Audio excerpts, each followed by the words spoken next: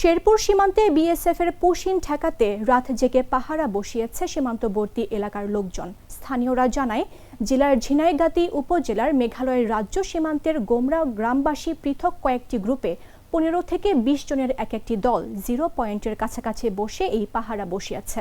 বৃহস্পতিবার গভীর রাতে এই সীমান্ত দিয়ে বিএসএফ 4 জনকে পুশিনের চেষ্টা চালায়, কিন্তু বিজিবি সদস্যরা সেই পুশিন ব্যর্থ করেন। গ্রামবাসীদের ধারণা, বিএসএফ রাতের আধারে আবারও পুশিনের চেষ্টা করবে, তাই তারা রাতভর পাহারা দিচ্ছেন।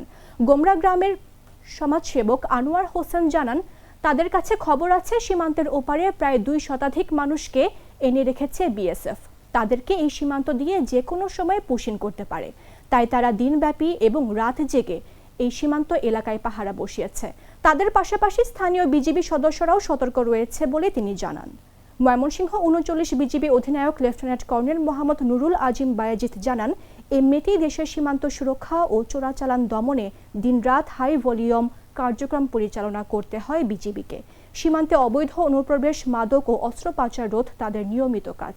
সেখানে এখন যোগ হয়েছে পুশিন প্রতিহত করা। এখন পর্যন্ত শেরপুর সীমান্ত দিয়ে কোনো পুশিনের ঘটনা ঘটেনি। সম্ভাব্য পুশিন ঠেকাতে বিজিবি সর্বোচ্চ সতর্ক অবস্থানে রয়েছে। পরিস্থিতির উপর সার্বক্ষণিক নজর রাখা হচ্ছে।